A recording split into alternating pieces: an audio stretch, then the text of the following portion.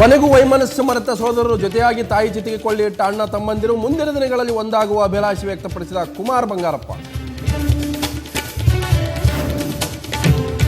ಸುಖಸಾಗರ ಮಾಲ್ನಲ್ಲಿ ಬಟ್ಟೆ ಕಳವು ಪ್ರಕರಣ, ಎಸಿಎಂಎಂ ಕೋರ್ಟ್ನಿಂದ ಎಚ್ಎಸ್ ಲಲಿತಾಗೆ ಜಾಮೀನು, ಕಾರ್ಪೊರೇಟರ್ಗೆ ಇತ್ತಂತೆ ಕಳ್ಳತನದ ಕಾಯಿಲೆ. ಮುಸ್ಲಿಮರು ಕೋಮುವಾದಿ ಆಗಬೇಕು ಅನ್ನುವಂಥ ಹೇಳಿಕೆ ವಿಚಾರ ಉಲ್ಟಾ ಹೊಡೆದ ಶಾಜಿಯಾ ಇಲ್ಮಿ, ಎಎಪಿ ನಾಯಕಿಯ ಹೇಳಿಕೆಗೆ ಬಿಜೆಪಿ ಕಟು ಟೀಕೆ.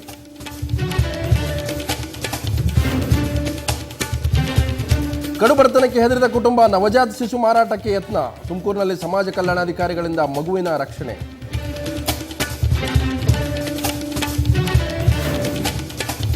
ಡಾಕ್ಟರ್ ರಾಜ್ಕುಮಾರ್ 86ನೇ ಜನ್ಮದಿನ ಹಿನ್ನೆಲೆ ವಿವಿಧ ಕಾರ್ಯಕ್ರಮಗಳಿಗೆ ರಾಜ್ ಕುಟುಂಬ ಸಿದ್ಧತೆ, ಅಭಿಮಾನಿಗಳ ಸಿದ್ಧತೆ. ನಾಳೆಯ ರೆಕಾರ್ಡ್ ಆಗಲಿದೆ ಪುನೀತ್ ಅಭಿನಯದ ದೊಡ್ಡಮನೆ ಹುಡುಗ ಚಿತ್ರದ ಸಾಂಗ್.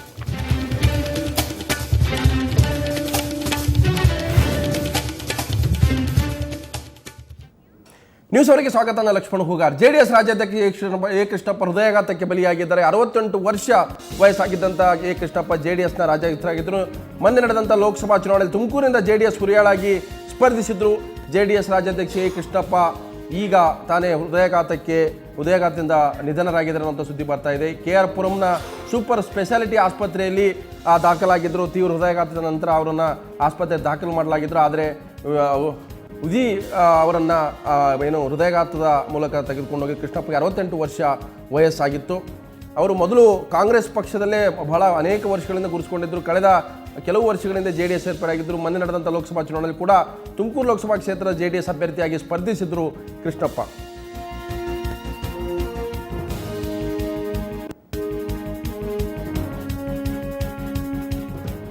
ಮನೆ ಬಗ್ಗೆ ನಮ್ಮ ಪ್ರತಿನಿಧಿ ಈಶ್ವರ್ ಹೆಚ್ಚಿನ ಮಾಹಿತಿ ಕೊಡ್ತಾರೆ. ಈಶ್ವರ್, JDSನ ರಾಜ್ಯಾಧ್ಯಕ್ಷ ಕೃಷ್ಣಪ್ಪ ಹೃದಯಾಘಾತಕ್ಕೆ ಬಲಿಯಾಗಿದ್ದಾರೆ ಅಂದರೆ ಅವರು ತಕ್ಷಣ ಆಸ್ಪತ್ರೆ ದಾಖಲಾದ ನಂತರ ಬಂದಂಥ ಮಾಹಿತಿನ ಮೊದಲೇ ಅವರಿಗೆ ಹೃದಯಾಘಾತ ಆದ ನಂತರ ಕುಟುಂಬದವ್ರಿಗೆ ಗೊತ್ತಾಗ್ಲಿಲ್ವಾ? ಲಕ್ಷ್ಮಣ್ ಹುಗಾರ್ ಮನೆಯಲ್ಲಿಯೇ ಹೃದಯಾಘಾತವಾಗಿತ್ತು ಕೃಷ್ಣಪ್ಪನವರಿಗೆ ಅನ್ನೋ ಒಂದು ಮಾಹಿತಿ ಲಭ್ಯವಾಗಿದೆ. ಈಗ ತಾನೇ ಅಂದ್ರೆ ಎಲ್ಲೋ ಹೊರಗೆ ಹೋಗಿದ್ದಂಥವ್ರು ಮನೆಯಿಂದ ಒಂದು ರೀತಿಯಲ್ಲಿ ಸುದೀರ್ಘವಾದ ಒಂದು ಚುನಾವಣೆಯಲ್ಲಿ ಪ್ರಚಾರವನ್ನ ಮಾಡಿ ಇಡೀ ಬಿಸಿಲನ್ನು ಕೂಡ ಲೆಕ್ಕಿಸದೆ ಗೆಲುವಿಗೋಸ್ಕರ ತುಂಬಾ ಒಂದು ರೀತಿಯಲ್ಲಿ ಓಡಾಟವನ್ನ ಮಾಡಿದ್ರು. ಇದು ತುಂಬಾ ದಣಿದಿದ್ರು ಕೃಷ್ಣಪ್ಪನವರು. ಹಾಗಾಗಿ ವಿಶ್ರಾಂತಿಗಾಗಿ ಬೇರೆ ಎಲ್ಲೂ ಕೂಡ ತೆರಳದೆ ಮನೆಯಲ್ಲೇ ಹೆಚ್ಚಿಗೆ ವಿಶ್ರಾಂತಿಯನ್ನ ಪಡಿತಾ ಇದ್ರು. ಸೊ ಸಂಜೆ ಒಂದು ರೀತಿಯಲ್ಲಿ ತಿಂಡಿ ತಿಂದ ಬಳಿಕ ಒಂದು ಕಾಫಿನೂ ಕೂಡ ಕುಡಿದ ನಂತರ ಒಂದು ರೀತಿಯಲ್ಲಿ ಆರೋಗ್ಯದಲ್ಲಿ ಒಂದು ರೀತಿಯಲ್ಲಿ ಏರುಪೇರಾಗಿ ಅವರಿಗೆ ಒಂದು ರೀತಿಯಲ್ಲಿ ಮೂರ್ಛೆ ಹೋದಂತ ಅನುಭವ ಆಗಿ ಎದೆನೋವು ಕೂಡ ಕಾಣಿಸ್ಕೊಂಡಿತ್ತು. ಸೊ ನಂತರ ಅವರು ಅಲ್ಲಿಂದ ವೇಗವಾಗಿ ಹತ್ತಿರದಲ್ಲಿರುವಂತ KR ಪುರಂನಲ್ಲಿರುವಂತ ಸೂಪರ್ ಸ್ಪೆಷಾಲಿಟಿ ಹಾಸ್ಪಿಟಲ್ಗೆ ಮನೆಯ ಕುಟುಂಬ ವರ್ಗದವರೇ ಕರ್ಕೊಂಡು ಹೋಗಿದ್ರು ಕೂಡ ಯಾವುದೇ ಒಂದು ಮಾರ್ಗ ಮಧ್ಯದಲ್ಲಿಯೇ ಒಂದು ರೀತಿಯಲ್ಲಿ ಕೃಷ್ಣಪ್ಪನವರು 90 ಭಾಗ ಒಂದು ರೀತಿಯಲ್ಲಿ ಒಂದು ಪ್ರಾಣವಾಯು ಹೊರಟು ಹೋಗಿತ್ತು. ನಂತರ ಡಾಕ್ಟರ್ ಕೂಡ ಏನು ಕೂಡ ಮಾಡೋಕ್ಕಾಗದೆ ಕೃಷ್ಣಪ್ಪನವರು ಅಂತಿಮವಾಗಿ ರಾಜ್ಯದ ರಾಜಕೀಯ ನಾಯಕರಾದಂತ ಕೃಷ್ಣಪ್ಪನವರು ಕೊನೆ ಹೇಳಿದ್ದಾರೆ ಹುಗಾರ್. ಯಾಕಂದ್ರೆ ಕೃಷ್ಣಪ್ಪನವರು ಕಳೆದ ಲೋಕಸಭಾ ಚುನಾವಣೆಯಲ್ಲಿ ಮೊನ್ನೆ ನಡೆದಂಥ ಲೋಕಸಭಾ ಚುನಾವಣೆ ಇರ್ಬೋದು, ಕಳೆದ ವಿಧಾನಸಭಾ ಚುನಾವಣೆ ಕೂಡ JDS ಸ್ಪರ್ಧೆ ಮಾಡಿದ್ರು. ಕಾಂಗ್ರೆಸ್ನ ತೊರೆದು JDS ಸೇರಿದ್ರು. ಯಾಕಂದ್ರೆ ಹಿರಿಯೂರಿಂದ ಕೂಡ ಸ್ಪರ್ಧೆ ಮಾಡಿದ್ರು. ಸೊ ಈ ಒಂದು ಚುನಾವಣೆಯಲ್ಲಿ ಕೂಡ ಅವರು ಬಹಳ ವ್ಯಾಪಕವಾಗಿ ತುಮಕೂರಿನಲ್ಲಿ ಕೂಡ ಪ್ರಚಾರವನ್ನು ಮಾಡಿದ್ರು. ಈ ಸಲ ಚುನಾವಣೆಯ ಕಣದಲ್ಲೂ ಕೂಡ ಇದ್ರು. ಸೊ ಈ ಒಂದು ಸಾವು ನಿಜಕ್ಕೂ ಕೂಡ ದೊಡ್ಡ ಆಘಾತ ಅಂತ ಹೇಳ್ಬೋದು JDS ಮಟ್ಟಿಗೆ. ಖಂಡಿತವಾಗ್ಲೂ ಲಕ್ಷ್ಮಣ್ ಹುಗಾರ್, ಇದು ರಾಜಕೀಯ ವಲಯದಲ್ಲಿ ಬಹುದೊಡ್ಡ ಆಘಾತ ಅಂತಾನೆ ಹೇಳ್ಬೋದು. ಅಂದ್ರೆ ಕಾಂಗ್ರೆಸ್ನಿಂದ ಟಿಕೆಟ್ ಸಿಗದೆ ಒಂದು ರೀತಿಯಲ್ಲಿ ವಂಚಿತರಾಗಿ ಅಸಮಾಧಾನಗೊಂಡು ಕೋಪದಿಂದ ಕಾಂಗ್ರೆಸ್ ತೊರೆದು JDSಗೆ ಬಂದಿದ್ರು. JDS ನಲ್ಲಿ ರಾಜ್ಯಾಧ್ಯಕ್ಷ ಸ್ಥಾನವೂ ಕೂಡ ಸಿಕ್ಕಿತ್ತು. ಕೊನೆಗೆ ತುಮಕೂರಿನಿಂದ ಲೋಕಸಭಾ ಕ್ಷೇತ್ರಕ್ಕೆ ನಿಲ್ಲಿಸುವಂತೆ ಸ್ವತಃ ದೇವೇಗೌಡರು ಮತ್ತು ರಾಜ್ಯಾಧ್ಯಕ್ಷ ಕುಮಾರಸ್ವಾಮಿ ಕೂಡ ಒತ್ತಡವನ್ನು ಕೂಡ ಹಾಕಿದ್ರು. ಅವರಿಗೆ ಒಲ್ಲದ ಮನಸ್ಸಿನಿಂದಲೇ ತುಮಕೂರು ಕ್ಷೇತ್ರಕ್ಕೆ ಅನಿವಾರ್ಯವಾಗಿ ಕೊನೆ ಗಳಿಗೆಯಲ್ಲಿ ನಿಂತಿದ್ರು. ನಿಂತಕ್ಕೋಸ್ಕರ ಒಂದು ರೀತಿಯಲ್ಲಿ ಕೊನೆ ಗಳಿಗೆಯಲ್ಲಿ ದೊಡ್ಡ ಮಟ್ಟದ ಒಂದು ಪ್ರಚಾರದಲ್ಲೂ ಕೂಡ ಪಾಲ್ಗೊಂಡಿದ್ರು. ಚಾಲೆಂಜ್ ಆಗಿ ತೆಗೆದುಕೊಂಡು ಈ ಬಾರಿಯಲ್ಲಿ ಯಾದವರ ಒಂದು ವೋಟ್ ಬ್ಯಾಂಕ್ ಏನಿದೆ ಅದನ್ನ ನಂಬಿಕೊಂಡು, ಜೊತೆಗೆ JDSನ ಒಂದಷ್ಟು ಪಾರಂಪರಿಕವಾದಂತಹ ಮತ ಬ್ಯಾಂಕ್ಗಳನ್ನ ಒಂದು ರೀತಿಯಲ್ಲಿ ಒಂದು ವಿಶ್ವಾಸಕ್ಕೆ ತೆಗೆದುಕೊಂಡು ಇಡೀ ತುಮಕೂರಿನ ಕ್ಷೇತ್ರದಾದ್ಯಂತ ವ್ಯಾಪಕವಾಗಿ ಪ್ರಚಾರ ಮಾಡಿದ್ದಾರೆ. ಅಲ್ಲೇ ಮನೆ ಮಾಡಿದ್ರು ಕೂಡ, ಯಾವುದೇ ಕಾರಣಕ್ಕೂ ಬೆಂಗಳೂರಲ್ಲಿ KR ಪುರಂನಲ್ಲಿ ಮನೆ ಇದ್ರು ಕೂಡ ಯಾವಾಗ ಅಭ್ಯರ್ಥಿಯಾದ ಮರುಕ್ಷಣವೇ ತುಮಕೂರಿನಲ್ಲೇ ಉಳ್ಕೊಂಡು ಇಡೀ ಹೋಬಳಿ ಮಟ್ಟದಲ್ಲೂ ಹಳ್ಳಿಗೂ ಕೂಡ ತಿರುಗಿದ್ದಾರೆ. ಈ ದಣಿವು ಮೋಸ್ಟ್ಲಿ ಎ ಕೃಷ್ಣಪ್ಪನವರಿಗೆ ಒಂದು ರೀತಿಯಲ್ಲಿ ಆರೋಗ್ಯದಲ್ಲಿ ಏರುಪೇರಾಗುವಂತೆ ಮಾಡಿದೆ. ಹಾಗಾಗಿ ಒಂದು ರೀತಿಯಲ್ಲಿ ಬಿಪಿಯು ಕೂಡ ಒಂದು ರೀತಿಯಲ್ಲಿ IBP ಕೂಡ ಇತ್ತು ಅಂತ ಕೂಡ ಈಗ ಮಾಹಿತಿಗಳು ಕೂಡ ಲಭ್ಯ ಆಗಿರೋದ್ರಿಂದ ಎಲ್ಲೋ ಒಂದು ಕಡೆ ತೀವ್ರ ದಣಿವಿನಿಂದ ಬಳಲದಂತ ಎ ಕೃಷ್ಣಪ್ಪನವರು ಇಂದು ಸಡನ್ ಆಗಿ ಹೃದಯಾಘಾತದಿಂದ ಇಡೀ ರಾಜಕಾರಣವನ್ನ ಒಂದು ರೀತಿಯಲ್ಲಿ ಇನ್ನು ಅವರ ರಿಸಲ್ಟ್ ಕೂಡ ಬರೋದಕ್ಕಿಂತ ಮುಂಚೆನೆ ಇವತ್ತು ಅಸುನೀಗಿದ್ದಾರೆ. ಇದು ಖಂಡಿತವಾಗ್ಲೂ ರಾಜಕೀಯ ವಲಯದಲ್ಲಿ ತುಂಬಾ ಆಘಾತಕ್ಕೆ ಒಳಗಾಗಂತ ವಿಷಯ ಅಂತ ಹೇಳ್ಬೋದು ಲಕ್ಷ್ಮಣ್ ಹುಗಾರ್. ಈಶ್ವರ್, ನಾನು ಮತ್ತೆ ಮಾತಾಡ್ತೀನಿ, ಸಂಪರ್ಕ ಮಾಡ್ತೇನೆ. ನಮ್ಮ ಜೊತೆಗೆ ಇವತ್ತು ಈ ಒಂದು ಕಾರ್ಯಕ್ರಮದಲ್ಲಿ ನಾವು ಇವತ್ತು ಬೇರೆ ವಿಷಯದ ಬಗ್ಗೆ ಚರ್ಚೆ ಮಾಡ್ತಾ ಇದ್ದೀವಿ. ನಮ್ಮ ಜೊತೆಗೆ ಆಮ್ ಆದ್ಮಿಯ ಪಕ್ಷದ ನಾಯಕರು ಮತ್ತು ಬೆಂಗಳೂರು ಗ್ರಾಮಾಂತರ ಕ್ಷೇತ್ರದ ಏನು ಅಭ್ಯರ್ಥಿಯಾದಂಥ ರವಿಕೃಷ್ಣ ರೆಡ್ಡಿ ಇದ್ದಾರೆ, ಹಾಗೆ BJP ನಾಯಕರಾದಂಥ ಅನಿಲ್ ಚಲಿಗೇರಿ ಇದ್ದಾರೆ. ರವಿಕೃಷ್ಣ ರೆಡ್ಡಿ, ನಾವು ಆ್ಯಕ್ಚುಲಿ ನಿಮ್ಮ ಸಬ್ಜೆಕ್ಟ್ ಬಗ್ಗೆ ಚರ್ಚೆ ಮಾಡ್ತಾ ಇದ್ವಿ. ಒಬ್ಬ ರಾಜ್ಯಾಧ್ಯಕ್ಷರು, ಈ JDS ರಾಜ್ಯಾಧ್ಯಕ್ಷ ಎ ಕೃಷ್ಣಪ್ಪರು ಹೃದಯಾಘಾತಕ್ಕೆ ಬಲಿಯಾಗಿದ್ದಾರೆ. ಯಾಕಂತಂದರೆ ಭಾಳ ಸಕ್ರಿಯವಾಗಿ ರಾಜಕಾರಣದಲ್ಲಿದ್ದರು. ಸೊ ಮೊನ್ನೆ ಲೋಕಸಭಾ ಚುನಾವಣೆ ತುಮಕೂರಿನಿಂದ ಭಾಳ ವ್ಯಾಪಕವಾಗಿ ಅವರು ಚುನಾವಣೆಯಲ್ಲಿ ಭಾಗಿಯಾಗಿದ್ದರು, ಗೆಲ್ಲಬೇಕು ಅಂತ ಒಂದು ಪ್ರಯತ್ನ ಮಾಡಿದರು. ಸೊ ಏನಂದರೆ ಈ ರೀತಿಯ ಒಂದು ಸಾವು ನಿಜಕ್ಕೂ ಕೂಡ ಒಂದು ಆಘಾತ, ಯಾಕೆಂದರೆ ಫಲಿತಾಂಶ ಕೂಡ ಇನ್ನೂ ಬರಬೇಕಾಗಿದೆ. ಇದು ತುಂಬ ದುರದೃಷ್ಟಕರ ವಿಷಯ. ವಿಶೇಷವಾಗಿ ಅವರ ಮನೆಯವರಿಗೆ ಮತ್ತು ರಾಜ್ಯದ ರಾಜಕೀಯ ಕಾಂಗ್ರೆಸ್ಸು ಮತ್ತು JDS ಎರಡರಲ್ಲೂ ಸಕ್ರಿಯವಾಗಿದ್ದಂಥವ್ರು ಅವರು. ವಿಶೇಷವಾಗಿ ವರ್ತೂರು, ಹಳೆ ವರ್ತೂರು ಕಾನ್ಸ್ಟಿಟ್ಯೂನ್ಸಿನಲ್ಲಿ ಅವರು ಶಾಸಕರಾಗಿ ವೀರಪ್ಪ ಮೊಯ್ಲಿ ಅವ್ರ ಸರ್ಕಾರದಲ್ಲಿ ಸಚಿವರಾಗಿದ್ದರು, ಕಾರ್ಮಿಕ ನಾಯಕರಾಗಿದ್ದರು. ಆಮೇಲೆ ಇನ್ನೊಂದು ಬ್ಯೂಟಿ ಏನು ಅಂದರೆ, ಹಿರಿಯೂರು ದೂರದ ಚಿತ್ರದುರ್ಗದ ಹಿರಿಯೂರಿನಲ್ಲಿ ಹುಟ್ಟು ಬೆಳೆದವರು ಇಲ್ಲಿ ಬಂದು ಇಲ್ಲಿ ಬಲಿಷ್ಠ ಜಾತಿಗಳ ಮಧ್ಯೆ ವರ್ತೂರಂತಹ ಜಾಗದಲ್ಲಿ ಒಬ್ಬ ಹಿಂದುಳಿದ ನಾಯಕರಾಗಿ ಬೆಳೆದವರು. ಅವರು ಕಾಂಗ್ರೆಸ್ನಿಂದ ಗೆದ್ದು ಮತ್ತೆ ಮಂತ್ರಿಗಳು ಆಗಿದ್ದಂಥವ್ರು, ಕಾಂಗ್ರೆಸ್ನ ಒಳ ರಾಜಕೀಯಗಳಿಂದಾಗಿ JDSಗೆ ಸೇರ್ಕೊಂಡಿದ್ದಂಥವ್ರು. ಅವ್ರ ಮೇಲೆ ಕೆಲವೊಂದು ಆರೋಪಗಳಿದ್ರು. ಇದು ಈಗಿನ ಸದ್ಯದ ಪರಿಸ್ಥಿತಿನಲ್ಲಿ ಅದು ಅನಗತ್ಯ, ತುಂಬ ವಿಷಾದನೀಯವಾದ ದುರದೃಷ್ಟಕರ ಘಟನೆ. ಅನಿಲ್ ಅವರೇ, ಕೃಷ್ಣಪ್ಪನವ್ರು, ಯಾಕಂದ್ರೆ ನಾವು ಇನ್ನೂ ಚರ್ಚೆ ಶುರು ಮಾಡ್ತಾ ಇದ್ವಿ, ಆಸ್ಪತ್ರೆಗೆ ಅಡ್ಮಿಟ್ ಆದ್ರು ಅಂತ ಸುದ್ದಿ ಓದ್ತಾ ಇದ್ವಿ, ಬ್ರೇಕಿಂಗ್ ನ್ಯೂಸು. ಸೊ ನಾವು ಚರ್ಚೆ ಶುರು ಮಾಡ್ತಾ ಇದ್ದಂಗೆ ಹೃದಯಾಘಾತ ಬಲಿ ಅನ್ನುವಂಥದ್ದು ನಿಜಕ್ಕೂ ಕೂಡ ಆಘಾತಕರ. ಯಾಕಂತ ನಿಜ ಕೃಷ್ಣಪ್ಪನವರು ರಾಜಕೀಯ ಕ್ಷೇತ್ರದಲ್ಲಿ ಪಕ್ಷಾತೀತವಾಗಿ ಹೇಳಬೇಕು ಅಂದರೆ ತುಂಬ ಹಿರಿಯ ನಾಯಕರು. ನಮಗೂ ಇನ್ನೂ ಒಂದು 5 ನಿಮಿಷದಲ್ಲೇ ನಾವು ಈ ವಿಷಯ ಬಗ್ಗೆ ತಿಳ್ಕೊಳ್ತಾ ಇದ್ವಿ. ಇಷ್ಟರಲ್ಲೇ ಅವರು ವಿಧಿವಿಷರಾಗಿದ್ದು ವಿಷಯ ನಮಗೆ ತಿಳಿಯಿತು. ನಮ್ಮ ಪಕ್ಷದ ವತಿಯಿಂದ ಹಾಗೂ ಒಂದು ಪಕ್ಷಾತೀತವಾಗಿ ಹೇಳಬೇಕು ಅಂದರೆ ಅವ್ರ ಮನೆಯವರಿಗೆ, ಅವರ ಎಲ್ಲ ಬಂಧುಗಳಿಗೆ ನಮ್ಮ ಕಡೆಯಿಂದ ಸಂತಾಪ ಸೂಚಿಸ್ತಾ ಇದ್ದೇವೆ. ಹಾಗೆ ಮನೆಯವರಿಗೆ ಧೈರ್ಯ ಕೊಡಲಿ ಅಂತ ಆಶಿಸ್ತೇವೆ. ಯಾಕಂದರೆ ರವಿಕೃಷ್ಣ ರೆಡ್ಡಿ ಅವರೇ ಅವ್ರು ಅತ್ಯಂತ ಸಾಮಾನ್ಯ ಕುಟುಂಬದ ಹಿರಿಯೂರಿಂದ ಬಂದಂಥವ್ರು. ಆಮೇಲೆ ಇಲ್ಲಿ ಭಾಳ ರಾಜಕೀಯವಾಗಿ ಪ್ರಭಾವಿ ನಾಯಕರಾಗಿ ಬೆಳೆದಂಥವ್ರು. ಅಷ್ಟೇ ಅಲ್ಲ, ಅವರು ITI ಕಂಪ್ನಿ ಇದೆಯಲ್ಲ, ITI ಕಂಪ್ನಿಯಲ್ಲಿ ಒಬ್ಬ ಕಾರ್ಮಿಕನಾಗಿ, ಅನಂತರ ಕಾರ್ಮಿಕ ನಾಯಕನಾಗಿ ಬಹಳ ಬಲಿಷ್ಠವಾಗಿ ಬೆಂಗಳೂರಿನಲ್ಲಿ ಆ ಭಾಗದಲ್ಲಿ ಕಾರ್ಮಿಕ ನಾಯಕರಿಗೆ ಬೆಳೆದಂಥ ನಂತರ ಕಾಂಗ್ರೆಸ್ನ ಜೊತೆ ಬಂದು 2-3 ಬಾರಿ ಶಾಸಕರ KR ಪುರಂದಿಂದ SM ಕೃಷ್ಣ ಸರ್ಕಾರದಲ್ಲಿ ಅವರು ಸಮಾಜ ಕಲ್ಯಾಣ ಖಾತೆ ಸಚಿವರಾಗಿ ಕೆಲಸ ಮಾಡಿದ್ರು. ಎಲ್ಲ ಒಂದು ಕಡೆ ಅವರ ಸಂಪುಟದಲ್ಲೂ ಸಚಿವರಾಗಿದ್ರು ಅವರು. ಎ ಕೃಷ್ಣಪ್ಪ ಅಂದ್ರೆ ವರ್ತೂರು, ಇದು ಸ್ವಲ್ಪ ಬಲಾಢ್ಯ ಜಾತಿಗಳಿರುವಂತಹ, ವರ್ತೂರು ಬಲಾಢ್ಯ ಜಾತಿಗಳಿರುವಂತಹ ಒಂದು ಕ್ಷೇತ್ರ ಅದು. ಇವತ್ತಿನ ಮಹದೇವಪುರ ಮತ್ತು KR ಪುರಂ ಸೇರಿದಂತೆ ಕ್ಷೇತ್ರಗಳು. ಅಂತಹ ಕ್ಷೇತ್ರದಲ್ಲಿ ಒಬ್ಬ ಹಿಂದುಳಿದ ನಾಯಕರಾಗಿ ಒಂದು ರೀತಿಯಲ್ಲಿ ಇದು ಕೃಷ್ಣಪ್ಪನವ್ರದ್ದು ಬೇರೆ ನೋಡ್ಕೊಂಡ್ರು ನಮ್ಮ ರಾಜ್ಯದ ಅಥವಾ ನಮ್ಮ ದೇಶದ ಒಂದು ಆಶಾವಾದ ಅಥವಾ ಒಂದು ಪಾಸಿಟಿವ್ ಬೆಳವಣಿಗೆ, ಜಾತ್ಯತೀತವಾಗಿ ಜಾತಿ ಭಾವನೆಗಳನ್ನು ಮೀರಿ ಗೆದ್ದಂಥವ್ರು ಇವರು. ಅವರು ನಂತರದ MLAಗಳಾದ್ಮೇಲೆ ಮಿನಿಸ್ಟರ್ಗಳಾದ್ಮೇಲೆ ಏನಾದರೂ ಇರಬಹುದು, ಆದರೆ ಅವರ ಆರಂಭದ ದಿನಗಳಲ್ಲಿ ಒಂದು ರೀತಿಯಲ್ಲಿ ಆದರ್ಶದ ನೆಲೆಗಳಲ್ಲಿ ಗೆದ್ದಂಥವ್ರು ಇಂಥವರೆಲ್ಲ. ಇಲ್ಲಾಂದರೆ ಒಬ್ಬ ದುರ್ದ ಹಿರಿಯೂರಿನವರು, ಒಬ್ಬ ಕಾರ್ಮಿಕ ನಾಯಕನಾಗಿದ್ದಂಥವ್ರು, ವರ್ತೂರಿನಂತಹ ಒಂದು ತುಂಬ ಬಲಿಷ್ಠ ಪಾಳೆಗಾರಿಕೆ ರೂಪದ ಕಾನ್ಸ್ಟಿಟ್ಯೂನ್ಸಿನಲ್ಲಿ ಹೌದು ಪ್ರಾಬಲ್ಯ, ಜಮೀನ್ದಾರರ ರೆಡ್ಡಿ ಜಮೀನ್ದಾರಗಳಂತಹ ಪ್ರಾಬಲ್ಯ ಇದ್ದಂಥ ಕ್ಷೇತ್ರದಲ್ಲಿ ಎಲ್ಲೋ ದೂರದ ಕಡೆಯಿಂದ ನೇಟಿವ್ ಅಲ್ಲದೆ ಇರುವಂಥವ್ರು ಬಂದು ಗೆಲ್ಲೋದಿದೆಯಲ್ವಾ, ಇದು ನಿಜಕ್ಕೂ ನಮ್ಮ ಪ್ರಜಾಪ್ರಭುತ್ವದಲ್ಲಿ ಒಂದು ಸಂದರ್ಭದಲ್ಲಿ, ಹಲವಾರು ಸಂದರ್ಭಗಳಲ್ಲಿ ಇಂತಹ ಒಂದು ಪವಾಡಗಳು ಅನೇಕ ಸಲ ಘಟಿಸಿತ್ತು. ಅದ್ರ ಬಗ್ಗೆ ನಾವು ನಿಜಕ್ಕೂ ಹೆಮ್ಮೆ ಪಡಬೇಕು. ನಂತರದ ದಿನಗಳು, ಈಗಿನ ದಿನಗಳ ಬಗ್ಗೆ ನಾವು ಆಮೇಲೆ ಚರ್ಚೆ ಮಾಡೋಣ. ಆದರೆ ಇವೆಲ್ಲನೂ ಒಂದು ರೀತಿಯಲ್ಲಿ ನಾವು ನಮ್ಮ ಪರಂಪರೆಯನ್ನು ಗುರುತಿಸ್ಕೊಳ್ಳೋದಕ್ಕೆ, ನೆನಪಿಸ್ಕೊಳ್ಳೋದಕ್ಕೆ ಈ ಒಂದು ಸಂದರ್ಭ, ಈ ದುರದೃಷ್ಟಕರ ಪರಿಸ್ಥಿತಿ ಆದ್ರೂ ಇದು ಒಂದು ರೀತಿಯಲ್ಲಿ ಸಂತಾಪ ಸೂಚಕ ವಿಷಯ ಆದ್ರೂ ನಾವು ಆ ಒಂದು ಪರಂಪರೆನ ನೆನೆಸ್ಕೊಳ್ತಾ ನಮ್ಮ ಮುಂದಿನ ನಡೆಗಳ ಬಗ್ಗೆನೂ ಯೋಚನೆ ಮಾಡಬೇಕಾದಂಥ ಸಂದರ್ಭ. ಅನಿಲ್, ಯಾಕಂತಂದ್ರೆ ಕೃಷ್ಣಪ್ಪನವರನ್ನ ನಾವು ಕೇವಲ ಒಂದು ಪಕ್ಷಕ್ಕೆ ನೋಡೋಕ್ಕಾಗೋದಿಲ್ಲ.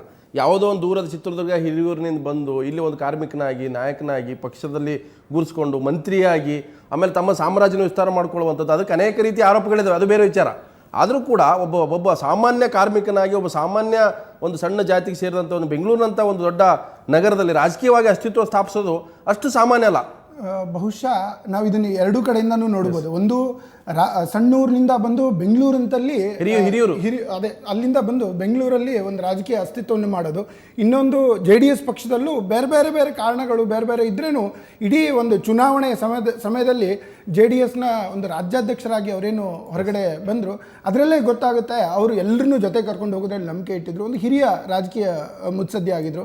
ಅವ್ರು ಹೋಗಿದ್ದು ನಿಜವಾಗ್ಲೂ ಒಂದು ದುಃಖದ ಸಂಗತಿ ಅಂತಲೇ ಹೇಳ್ಬೋದು. ಯಾಕಂತಂದ್ರೆ ಅವರು ಎ ಕೃಷ್ಣಪ್ಪನವರು ಕಳೆದ ವಿಧಾನಸಭಾ ಚುನಾವಣೆಯಲ್ಲಿ ಬಹಳ ಅವರು ಅಂದರೆ ನಿರೀಕ್ಷೆ ಇತ್ತು, ಕೇರಪುರಂನಲ್ಲಿ ನನಗೆ ಕಾಂಗ್ರೆಸ್ ಟಿಕೆಟ್ ಸಿಗುತ್ತೆ ಅಂತೇಳಿ ತುಂಬ ಆರೋಪಗಳು ಮಾಡಿದ್ರು. ಕೆಲವು ದೊಡ್ಡ ದೊಡ್ಡ ನಾಯಕರು, ಈಗ ಸಿದ್ದರಾಮಯ್ಯನ CM ಆಗಿದ್ದಾರೆ, ಸೊ ಅವರಿಂದಾಗಿ ನನಗೆ ಟಿಕೆಟ್ ತಪ್ಪಿತು, ಅಲ್ಲಿ ಏನೋ ಬಸವರಾಜ್ ಹತ್ತು ಇದ್ರು ಅವರಿಗೆ. ಆಕ್ಚುಲಿ ಆ ಕ್ಷೇತ್ರದಲ್ಲಿ ಹಿಂದಿನ ಸಲ ಸೋತಿದ್ದಂಥವ್ರು, ಈ ಸಲ ಇವರು ಭೈರತಿ ಬಸವರಾಜು ಅವರು ಚುನಾವಣೆಗೆ ಮೊದಲೇ ನಾವು ಜನಕ್ಕೆ ಸಾಮಾನ್ಯವಾಗಿ ಜನಕ್ಕೆ ಗೊತ್ತಿರೋದೇನೆಂದರೆ ಬಸವರಾಜು ಅವರು ಚುನಾವಣೆಗೆ ಮೊದಲೇ 100 ಕೋಟಿ ಇನ್ವೆಸ್ಟ್ ಮಾಡಿದ್ರು ಅನ್ನುವಂತಹ ಒಂದು ಇದರಲ್ಲಿ ಕಾಂಗ್ರೆಸ್ಗೆ ನಿರಾಕರಣೆ ಮಾಡೋದಕ್ಕಾಗದಂಥ ಒಂದು ಪರಿಸ್ಥಿತಿನಲ್ಲಿ ಅಲ್ಲೇ ಇದ್ದು ಪಕ್ಷ ಕಟ್ಟಿ ಒಬ್ಬ ಮಂತ್ರಿ ಆಗಿದ್ದಂಥವ್ರು ಅವ್ರ ಮೇಲೆ ಆಮೇಲೆ ಆರೋಪಗಳೇನು ಮೇಲ್ನೋಟಕ್ಕೋ ಅಥವಾ ಬೇರೆ ತರಕ್ಕಿದ್ದು ಅಲ್ಲ, ಕೃಷ್ಣಪ್ಪನವರು ಆರ್ಥಿಕವಾಗಿ ಅವರು ಸದೃಢರಾಗಿದ್ರು, ಅವರು ಬಹಳಷ್ಟು ದುಡ್ಡು ಮಾಡಿದ್ರು ಅಂತಿತ್ತು. ಆದ್ರೆ ಕಳಂಕಿತರಾಗಿರ್ಲಿಲ್ಲ. ಅಂಥವ್ರಿಗೆ ಟಿಕೆಟ್ ನಿರಾಕರಿಸಿ ಇಂಥವ್ರು ಕೊಟ್ಟಿದೆಯಲ್ವಾ, ಇದನ್ನು ಒಂದು ರೀತಿಯಲ್ಲಿ ನಮ್ಮ ಪಕ್ಷಗಳಲ್ಲಿ ವಿಶೇಷವಾಗಿ ಅವರು ಈ ಕಳೆದ ಒಂದು ವರ್ಷದ ಕೃಷ್ಣಪ್ಪನವರ ನಾವು ಎಲ್ಲೆಲ್ಲಿಂದ ಹೇಗೆ ಹೋದ್ರು ಯಾಕೆ ಹೋದ್ರು ಅಂತ ನೋಡಿದಾಗ ನಮ್ಮ ಇವತ್ತಿನ ರಾಜಕೀಯ ಕುಟಿಲತೆಗಳು ಮತ್ತು ಎಷ್ಟು ಕಲ್ಮಶಗಳಿಂದ ಕೂಡಿದೆ ಮತ್ತು ಯಾವ ರೀತಿಯ ಕೀಳುತನದಿಂದ ಕೂಡಿದೆ ಅನ್ನೋದನ್ನ ಈ ಒಂದು ವರ್ಷದಲ್ಲಿ ಕೃಷ್ಣಪ್ಪನವರ ಹಿನ್ನೆಲೆಯಲ್ಲೇ ನೋಡಬಹುದು. ಅವರು ದಳಕ್ಕೆ ಯಾಕಾಗಿ ಬಂದರು, ಕಾಂಗ್ರೆಸ್ನಲ್ಲಿ ಯಾಕಾಗಿ ಟಿಕೆಟ್ ನಿರಾಕರಿಸೋದು ಅಂದ್ರೆ ಸಾಕು. ಇವತ್ತಿನ ರಾಜಕೀಯ ಬರೀ ಹಣದ ಮೇಲೆ ಮತ್ತು ಜಾತಿ ಮೇಲೆ ನಡೀತಾ ಇದೆ. ಅದರಲ್ಲಿ ಯಾವುದನ್ನೇ ಮುಚ್ಚಿಟ್ಕೊಳ್ಳೋ ಅಂತ ಅವಶ್ಯಕತೆ ಇಲ್ಲ. ನಿಜಕ್ಕೂ ಸಮಾಜ ಕೆಟ್ಟಿದೆ ಅನ್ನೋದಕ್ಕೆ ಅನಿಲ್ ಅವ್ರು ಏನಾಯ್ತಂದ್ರೆ, ಕಳೆದ ವಿಧಾನಸಭಾ ಚುನಾವಣೆಯಲ್ಲಿ ಅವರು ಮೂಲತಃ ಹಿರಿಯೂರಿನಲ್ಲಿ ಹುಟ್ಟಿ ಬೆಂಗಳೂರಿನಲ್ಲಿ ರಾಜಕೀಯವಾಗಿ ಮತ್ತೆ ಅವರು ವ್ಯಕ್ತಿಗತವಾಗಿ ಬೆಳೆದರೂ ಕೂಡ ಅವರು ರಾಜಕೀಯ ಅಸ್ತಿತ್ವಕ್ಕೆ JDS ಸೇರ್ಪಡೆ ಆಗ್ತಾರೆ. JDS ಸೇರ್ಪಡೆ ಆಗಿ ಎಲ್ಲಿ ಜನ್ಮ ಸಿಕ್ತೋ ಅಲ್ಲಿನೇ JDS ಇಂದ ಸ್ಪರ್ಧೆ ಮಾಡ್ತಾರೆ, ಅಲ್ಲಿ ಸೋತಿದ್ದಾರೆ. ಅಂದರೆ ಒಂದು ಕಡೆ ಕರ್ಮಭೂಮಿ ಬೆಂಗಳೂರು ಆದರೂ ಕೂಡ ಆ ರಾಜಕೀಯ ಸ್ಥಿತ್ಯಂತರಗಳಲ್ಲಿ ಕಾಂಗ್ರೆಸ್ ಟಿಕೆಟ್ ಕೈ ತಪ್ಪುತ್ತೆ, JDS ಅಧ್ಯಕ್ಷರಾಗ್ತಾರೆ. JDS ಪಕ್ಷ ಒಂದು ರಾಜಕೀಯ ಜಾತಿಯ ಸಮೀಕರಣ ಕಾರಣಕ್ಕಾಗಿ ಅಲ್ಲಿ ಅತಿ ಹೆಚ್ಚು ಯಾದವರಿದ್ದಾರೆ ಅನ್ನೋ ಕಾರಣಕ್ಕಾಗಿ ಹಿರಿಯೂರಿನಲ್ಲಿ ಅವರು ಕ್ಯಾಂಡಿಡೇಟ್ ಮಾಡ್ತಾರೆ. ಅಂದರೆ ಈ ಎಷ್ಟು ಸ್ಥಿತ್ಯಂತರಗಳಿತ್ತು ಒಬ್ಬ ನಾಯಕನ ರಾಜಕೀಯ ಜೀವನದಲ್ಲಿ ಅಂತ. ನಿಜ ನೋಡಿ, JDSನ ಬ್ಯಾಕ್ಗ್ರೌಂಡೇ ನೋಡ್ತಾ ಬಂದರೆ ಅಲ್ಲಿ ಹೊರಗಿನವರಿಗೆ ಅಷ್ಟು ಈಸಿಯಾಗಿ ಯಾವುದನ್ನು ಬಿಟ್ಕೊಡಲ್ಲ, ಸಣ್ಣ ಸ್ಥಾನದಿಂದ ಹಿಡಿದು ಮೇಲ್ ತನಕ. ಇದರಲ್ಲಿ ಅವರನ್ನ ಡೈರೆಕ್ಟ್ ಆಗಿ ತಗೊಂಡು ಅಂದರೆ ಕಾಂಗ್ರೆಸ್ನಲ್ಲಿರುವವರೆಗೂ ಅವರು ತಮ್ಮ ಅಸ್ತಿತ್ವವನ್ನು ಕಾಪಾಡ್ಕೊಂಡು ಬಂದಿದ್ರು. ಕೊನೆಯ ಗಳಿಗೆಯಲ್ಲಿ ಕಾಂಗ್ರೆಸ್ಸಿಂದ ಚುನಾವಣೆ ಇನ್ನೊಂದು 10 ದಿವಸ ಇರುವಾಗಲೇ ಆಯಿತು, ಅದಾದಮೇಲೆ ಅವ್ರ ಮನೆ ಮೇಲೆ ದಾಳಿ ಆಯಿತು, ಅದ್ಮೇಲೆ ಏನೇನೋ ಬೇರೆ ಬೇರೆ ವಿಷಯಗಳಿದೆ. ಆದ್ರೇನು JDS ಅಂತ ಪಕ್ಷ ಅದು ಬೆಂಗಳೂರಿನ ಸುತ್ತಮುತ್ತದಲ್ಲಿ ಒಂದು ಜಾತಿ ಸಮೀಕರಣದ ಮೇಲೆ, ಒಂದು ಕುಟುಂಬದ ಮೇಲೆ ಇರುವಂಥ ಒಂದು ಅಸ್ತಿತ್ವದ ವಿರುದ್ಧವಾಗಿ ಡೈರೆಕ್ಟ್ ಆಗಿ ಒಂದು ರಾಜ್ಯಾಧ್ಯಕ್ಷರಾಗಬೇಕು ಅಂದರೆ ಅದು ಅವ್ರ ಕೆಪಾಸಿಟಿನೂ ನಿಜವಾಗ್ಲೂ ತೋರಿಸಿದೆ ಅಂತ ಒಂದು. ರವಿಕೃಷ್ಣ ಈಗ ಎ ಕೃಷ್ಣಪ್ಪ JDS ರಾಜ್ಯಾಧ್ಯಕ್ಷರ ಆಗಬೇಕಾದ್ರೆ ಅಲ್ಲೊಂದು ಜಾತಿ ಸಮೀಕರಣ. ಒಂದು ಕಡೆ ಸಿದ್ದರಾಮಯ್ಯ ಅಹಿಂದ ವರ್ಗಗಳ ಮೂಲಕ CM ಆದರು ಅನ್ನುವಂಥದ್ದು ಒಂದು ಫ್ಯಾಕ್ಟು. ಸೊ ಅದಾದ ನಂತರ ದೇವೇಗೌಡರು ಕೂಡ ಸುಮ್ಮನೆ ಕೊಡುವಂಥ ನಾಯಕರಲ್ಲ. ಎ ಕೃಷ್ಣಪ್ಪ ಅಂತ ಒಬ್ಬ ಹಿಂದುಳಿದ ವರ್ಗದ ಯಾದವ ಸಮಾಜ, ಹಿಂದುಳಿದ ಅದು ತುಮಕೂರು ಮತ್ತು ಚಿತ್ರದುರ್ಗದಲ್ಲಿ ಪ್ರಾಬಲ್ಯ ಇರತಕ್ಕಂಥ ಒಂದು ಸಮಾಜ. ಸೊ ಆ ಒಂದು ಸಮುದಾಯಕ್ಕೆ ಸೇರಿದಂಥ ಕೃಷ್ಣಪ್ಪನವ್ರ ತರೋರ ಮೂಲಕ ಒಂದು ರೀತಿ ದೇವೇಗೌಡರು ಸಿದ್ದರಾಮಯ್ಯ ಕೂಡ ಟಾಂಗ್ ಕೊಟ್ಟರು. ಅಂದರೆ ಅದ್ರೂ ಕೂಡ ಒಂದು ಲೆಕ್ಕಾಚಾರವೇ. ಹಾಗಂತೇಳಿ ಕೃಷ್ಣಪ್ಪನವರು ಜಾತಿ ಕಾರಣಕ್ಕೆ ಮಾತ್ರ ಸೀಮಿತ ಅಂತ ಹೇಳಿದ್ರೆ ಅವರಿಗೆ ಆ ಚಾಕ್ಯತೆ ಇದೆ, ಆ ಮಾತುಗಾರಿಕೆ ಇದೆ, ಸಂಘಟನೆ ಮಾಡುವಂತ ಶಕ್ತಿ ಇರತಕ್ಕಂಥ ಒಬ್ಬ ನಾಯಕ ಕೂಡ ಆಗಿದ್ರು ಕೃಷ್ಣಪ್ಪ. ಅಲ್ಲ, ಅವರು ತುಂಬಾ ಶ್ರೀಮಂತರು ಇದ್ರು. ಹಿರಿಯೂರಿನ ಮೊನ್ನೆ ಚುನಾವಣೆ ನೋಡಿದ್ರೆ, ಆ ವಿಧಾನಸಭಾ ಚುನಾವಣೆ ಕೊನೆಯ ಕ್ಷಣದಲ್ಲಿ ಇವರು ಏನು ಚುನಾವಣೆ ನಾಮಪತ್ರ ಸಲ್ಲಿಸೋದಕ್ಕೆ ಒಂದು ವಾರ 10 ದಿವಸ ಇದೇನೋ ಡಿಸೈಡ್ ಆಗಿದ್ದು, ಕೊನೆ ಕ್ಷಣದಲ್ಲಿ ಹೋಗಿ ಹಾಕಿದ್ರು. ಅಲ್ಲಿ ಹಿರಿಯೂರಿನ ಸುಧಾಕರ್ ಈಗಾಗಲೇ ಒಂದು ರೀತಿಯಲ್ಲಿ ಅವ್ರದೇ ಒಂದು ಜಾತ್ಯತೀತ ಸಮೀಕರಣ. ಅಲ್ಲೂ ಹಿರಿಯೂರಿನಲ್ಲಿ ಸುಧಾಕರ್ ಯಾವುದು ಜೈನ ಸಮುದಾಯದವರು 1% ಓಟ್ ಇಲ್ದಿರುವಂತ ಇವರು ಪ್ರಬಲವಾದ ಪೈಪೋಟಿನೇ ಒಡ್ಡಿದ್ರು. ಒಂದು ರೀತಿನಲ್ಲಿ ಅಲ್ಲಿ ಹೆಚ್ಚು ಕಮ್ಮಿ ಹೇಳಬೇಕು ಅಂದರೆ ಜಾತಿ ಮತ್ತು ದುಡ್ಡು ಎರಡೇ ನಡೆದಿರೋದು ಹಿರಿಯೂರಲ್ಲಿ. ಸೊ ಅಂಥದ್ರಲ್ಲಿ ಇವರು ಹೋಗಿ ಅಲ್ಲೂ ಆ ಒಂದು ಮಾಮೂಲಿ ನಮ್ಮ ಸಮೀಕರಣಗಳಲ್ಲೇ ಕೆಲಸ ಮಾಡಿ ಬಹುಶಃ 800,000 ಓಟ್ಗಳು. ಯಾಕೆ ನಾನು ಕಮ್ಮಿ ಓಟ್ಗಳಿಂದ ಬಹಳ ದೊಡ್ಡ ಪ್ರಬಲ ಪೈಪೋಟಿ ಎಲ್ಲ ರೀತಿಯಿಂದಲೂ. ಬಹುಶಃ ಇನ್ನೊಂದು ವಾರ 10 ದಿವಸ ಮೊದಲೇ ಇವರು ಆ ಕಡೆ ಕಿಳಿದಿದ್ರೆ ಗೆಲ್ಲುವಂತಹ ಎಲ್ಲಾ ಸಾಧ್ಯತೆಗಳಿತ್ತು ಅಂತ ಹಿರಿಯೂರು ಚಿತ್ರದುರ್ಗದ ಕಡೆ ಜನ ಮಾತಾಡ್ಕೊಳ್ತಾ ಇದ್ರು. ಆ ಸಂದರ್ಭದಲ್ಲಿ ಬಹಳ ಕಮ್ಮಿ ಓಟಿಂದ ಸೋತಿದ್ರು. ಈಗ ಒಟ್ಟಾರೆಯಾಗಿ ನಮ್ಮ ಇಂತಹ ಒಂದು ಸಂದರ್ಭಗಳನ್ನ ಉಪಯೋಗಿಸ್ಕೊಂಡು ನಾವು ನಮ್ಮ ರಾಜಕೀಯದಲ್ಲಿರುವಂತಹ ಈ ಕಲ್ಮಶಗಳೇನಿದೆ, ಈ ದುಷ್ಟ ವ್ಯವಸ್ಥೆ ಏನಿದೆ ಅದ್ರ ಬಗ್ಗೆ ಕಾಂಗ್ರೆಸ್ನ ಅಭ್ಯರ್ಥಿ ತುಮಕೂರಿನ ಅಭ್ಯರ್ಥಿಯಾಗಿ ಕೇಳಿದಂತ ಮುದ್ದಹನುಮೇಗೌಡರ ಜೊತೆಗೆ ಮುದ್ದಹನುಮೇಗೌಡ್ರೆ ನಿಮ್ಮ ಎದುರಾಳಿ, ನಿಮ್ಮ ಸ್ನೇಹಿತರು, ನಿಮ್ಮ ಜೊತೆಗೆ ಕಾಂಗ್ರೆಸ್ಸಲ್ಲಿ ಕೆಲಸ ಮಾಡಿದಂಥವ್ರು, ಎಸ್ ಎಂ ಕೃಷ್ಣ ಸರ್ಕಾರದಲ್ಲಿ ಮಂತ್ರಿ ಆದಂಥವ್ರು ಇವತ್ತು ಹೃದಯಘಾತಕ್ಕೆ ಬಲಿಯಾದರೆ ಏನು ಹೇಳ್ತೀರಿ? ಸರ್, ವೈಯಕ್ತಿಕವಾಗಿ ನನಗೆ ರಾಜಕೀಯವನ್ನು ಮರೆತು ವಿಚಾರ ಮಾಡಿದಾಗ ನಾನು ಕೃಷ್ಣಪ್ಪನವರು ಜೊತೆಯಲ್ಲಿ ಅವರು ಸಚಿವರಾಗಿ ಕೆಲಸ ಮಾಡಿದ್ರೆ, ನಾನು ಜೊತೆಲಿ ಶಾಸಕನಾಗಿ ಕೆಲಸ ಮಾಡಿದ್ದೀನಿ. ಬಹಳ ಸ್ನೇಹಿತರು ನಾವು. ಆದ್ರೆ ಇದು ನಾನು ಮೊನ್ನೆ ನಾವು ಪ್ರತಿಸ್ಪರ್ಧಿಗಳಾಗಿ ಚುನಾವಣೆಯಲ್ಲೂ ಕೂಡ ಎದುರಿಸಿದೀವಿ. ಬಟ್ ಯಾವತ್ತೂ ಕೂಡ ಎಂತದೇ ಸಂದರ್ಭ ಬಂದರೂ ಕೂಡ ನಾವು ವೈಯಕ್ತಿಕ ಪರಸ್ಪರ ನಿಂದನೆಗಳನ್ನ ಮಾಡ್ಲೇ ಇಲ್ಲ, ಟೀಕೆ ಮಾಡ್ಲಿಲ್ಲ. ನಾವಿಬ್ರು ಕೂಡ ಹೆಚ್ಚು ಕಡಿಮೆ ಒಂದು ರೀತಿ ಸ್ನೇಹಿತ ರೀತಿಯಲ್ಲಿ ಚುನಾವಣೆ ಎದುರಿಸಿದೀವಿ. ನನಗೆ ವೈಯಕ್ತಿಕವಾಗಿ ನನಗೆ ಬಹಳ ನೋವಾಗಿದೆ ಮನಸ್ಸಿಗೆ. ಯಾಕೆಂದ್ರೆ ನನಗೆಲ್ಲೋ ಒಂದ್ ಕಡೆ ನಾವು ಬಹಳ ದಿವಸಗಳ ಕಾಲ ನಾವು ಜೊತೆಲಿ ಇದ್ದು ಕೆಲಸ ಮಾಡಿದಂತವ್ರು. ನನಗೆ ಬಹಳ ವೈಯಕ್ತಿಕವಾಗಿ ಮನಸ್ಸಿಗೆ ಒಂದ್ ರೀತಿ ಆಘಾತ ಆಯ್ತು. ಇದಕ್ಕೆ ನಂಬಕ್ಕೆ ಆಗ್ತಾ ಇಲ್ಲ ನಾವು ಇದಕ್ಕೆ ಆಗಿರ್ಬೋದು ಅಂತ ಹೇಳ್ಬಿಟ್ಟು. ನನಗೆ ಇದನ್ನ ಈ ಸುದ್ದಿ ಕೇಳಿ ನನಗೆ ಆಶ್ಚರ್ಯ ಆಗ್ತಾ ಇದೆ. ಏನಪ್ಪಾ ಇಂತ ಒಂದು ದುರ್ಘಟನೆ ನಡೆದೋಗ್ಬಿಡ್ತಲ್ಲ ಈ ಚುನಾವಣೆ ಸಂದರ್ಭದಲ್ಲಿ ನಾವೆಲ್ಲ ಪ್ರತಿಸ್ಪರ್ಧಿಗಳಾಗಿದ್ದಾಗ ಅಂತ ಹೇಳ್ಬಿಟ್ಟು ನನ್ನ ಮನಸ್ಸಿಗೆ ಬಹಳ ಆಘಾತ ಆಗಿದೆ. ನಾನು ನಿಜವಾಗ್ಲೂ ಕೂಡ ಇದು ಇಂತ ಒಂದು ಇದು ಆಗಿರ್ತಕ್ಕಂಥದ್ದು ನಾವು ನಮ್ಮ ಜೀವನದಲ್ಲಿ ಇಂಥದ್ದೊಂದು ಆಗ್ತದೆ ಅಂತ ಹೇಳ್ಬಿಟ್ಟು ಯಾವತ್ತೂ ನಿರೀಕ್ಷೆ ಮಾಡಿರಲಿಲ್ಲ. ಬಹಳ ದುರದೃಷ್ಟ. ಇದು ಯಾವ ರೀತಿ ಖಂಡಿತ ಹನುಮೇಗೌಡ್ರೆ ಅವರು ಖಿನ್ನರಾಗಿದ್ರು ಅಂತ. ಕಾಂಗ್ರೆಸ್ನಲ್ಲಿ ಕಳೆದ ಬಾರಿ ಅವರಿಗೆ ಟಿಕೆಟ್ ಸಿಗ್ಲಿಲ್ಲ ಅನ್ನೋ ನೋವು ಇತ್ತು. ಹಿರಿಯೂರಿನಲ್ಲೂ ಕೂಡ ಸೋತರು, ಬಹಳ ಪ್ರಯತ್ನ ಮಾಡಿದ್ರು. ಈ ಸಲ ಕೂಡ ಏನು ಅಂದ್ರೆ ನೀವು ರಾಜಕೀಯ ಎದುರಾಳಿ ಆಗಿದ್ರು ಕೂಡ ಈ ತುಮಕೂರಿನಲ್ಲಾದ್ರೂ ಕೂಡ ರಾಜಕೀಯ ಭವಿಷ್ಯವನ್ನ ಕಂಡುಕೊಳ್ಬೇಕು ಅನ್ನೋಂಥ ಪ್ರಯತ್ನ ಮಾಡಿದ್ರಲ್ವಾ? ಹಲೋ ಮುದ್ದನ್ಮೇಗೌಡ್ರೆ ಹೇಳಿ. ಅಲ್ಲ, ನಾನು ಹೇಳೋದು ಈ ಕೃಷ್ಣಪ್ಪನವರು ಕಾಂಗ್ರೆಸ್ನಲ್ಲಿ ಟಿಕೆಟ್ ಸಿಗ್ಲಿಲ್ಲ ಅನ್ನುವಂಥ ಒಂದು ನೋವಿನೊಂದಿಗೆ JDS ಹೋಗಿದ್ರು, JDS ನ ರಾಜ್ಯಾಧ್ಯಕ್ಷರಾದ್ರು. ಹಿರಿಯೂರಿನಲ್ಲಿ ವಿಧಾನಸಭೆ ಸ್ಪರ್ಧೆ ಮಾಡಿದ್ರು, ಅಲ್ಲೂ ಕೂಡ ಪ್ರಯತ್ನ ಮಾಡಿದ್ರು, ಅದಕ್ಕೆ ಫಲ ಕೊಡಲಿಲ್ಲ. ತುಮಕೂರಿನಲ್ಲಾದ್ರೂ ಕೂಡ ಮುದ್ದನ್ಮೇಗೌಡರನ್ನ ಬಸವರಾಜ್ ವಿರುದ್ಧ ಹೋರಾಟ ಮಾಡಿ ರಾಜಕೀಯ ಒಂದು ಅಸ್ತಿತ್ವ ಕಂಡುಕೊಳ್ಳುವಂತ ಪ್ರಯತ್ನ ಮಾಡ್ತಾ ಇದ್ರು. ಇಲ್ಲ, ಖಂಡಿತ ಮಾಡಿದ್ದಾರೆ. ಅವರು ಬಹಳ ಸಮರ್ಥವಾಗಿ ಚುನಾವಣೆ ಎದುರಿಸಿದ್ದಾರೆ, ಅದರಲ್ಲೇ ಅನುಮಾನಿಲ್ಲ. ಅವರು ಈ ಚುನಾವಣೆಯನ್ನ ಬಹಳ ಸಮರ್ಥವಾಗಿ ಎದುರಿಸಿದ್ದಾರೆ. ಅವರು ಬಹಳ ನಿಜವಾದ ಸ್ಪರ್ಧೆನೆ ಒಡ್ಡಿದ್ದಾರೆ ಅವರು. ಆದ್ರೆ ಈ ಚುನಾವಣೆ ಅಂತೂ ಬಹಳ ಗಂಭೀರವಾಗಿ ತಗೊಂಡು ಅವರು ಚುನಾವಣೆ ಮಾಡಿದ್ದಾರೆ. ಮತ್ತೆ ಚುನಾವಣೆ ಉದ್ದಕ್ಕೂ ಕೂಡ ನಾವು ಕೂಡ ಅವರು ಭೇಟಿಯಾದಾಗ್ಲೂ ಕೂಡ ಅದು ಒಂದು ಬಹಳ ಸ್ಪೋರ್ಟಿವ್ ಆಗಿ ಚುನಾವಣೆ ಎದುರಿಸಿದ್ರು. ಬಹಳ ಅಂತ ಮಾನಸಿಕವಾಗಿ ಒತ್ತಡಕ್ಕೆ ನಾವು ಯಾವತ್ತೂ ಸಿಗಾಕ ಕಾಣಲಿಲ್ಲ ನನಗೆ. ಆದ್ರೆ ಏನು ದುರಂತ ಪಾಪ ಸಡನ್ ಆಗಿ ಹಾರ್ಟ್ ಅಟ್ಯಾಕ್ ಆಗಿರ್ತಕ್ಕಂಥದ್ದು ನಮಗೆ ನಂಬಕ್ ಆಗ್ತಾ ಇಲ್ಲ. ಎಸ್ ಹನುಮೇಗೌಡ್ರೆ, ಇಷ್ಟೊತ್ತು ನಮ್ಮ ಜೊತೆ ಮಾತಾಡಿದ್ರೆ, ಯಾಕಂತಂದ್ರೆ ಅವರು ಜೊತೆಯಲ್ಲಿ ಕೆಲಸ ಮಾಡೋದಂತ ರವಿಕೃಷ್ಣ. ಯಾಕಂದ್ರೆ ಎಸ್ ಎಂ ಕೃಷ್ಣ ಅವರು ಸಂಪುಟದಲ್ಲಿ ಕೃಷ್ಣಪ್ಪನ ಮಂತ್ರಿ ಆಗಿದ್ದಾಗ ಇವರು ಶಾಸಕರಾಗಿದ್ದರು. ಮತ್ತೆ ಕೆ ಕೃಷ್ಣಪ್ಪನ ಒಂದು ಗುಣ ಏನಂತಂದ್ರೆ ಅವರು ಬಹಳ ಸಂಘಟನೆಯಲ್ಲಿ ನಿಸ್ಸೀಮರು. ಅಲ್ಲಿ ಚಿತ್ರದುರ್ಗದ ಒಂದು ಆರೋಪ ಇದೆ, ಇವರು ಯಾದವರನ್ನ ಸಂಘಟನೆ ಮಾಡುವಾಗ ಅಲ್ಲಿ ಒಂದು 2 ರೀತಿ ಬಣಗಳು ಮಾಡಿದ್ರು, ಲಾಲು ಪ್ರಸಾದ್ ಯಾದವ್ ಕರ್ಕೊಂಡ್ಬಂದ್ರು, ಅಲ್ಲಿನ ಮೂರ್ತಿ ಸ್ಥಾಪನೆ ಮಾಡಿದ್ರು, ಈ ರೀತಿ ಎಲ್ಲ ಇದ್ವಿ. ಆದರೂ ಕೂಡ ಬಹಳ ಚತುರ ರಾಜಕಾರಣಿ, ಅಷ್ಟು ಸಲೀಸಲ್ಲ ಅವರನ್ನು ಸಂಘಟನೆ ಮಾಡೋಂಥ ಜನರನ್ನು ಓಲೈಸ್ಕೊಳ್ಳುವಂಥದ್ದು.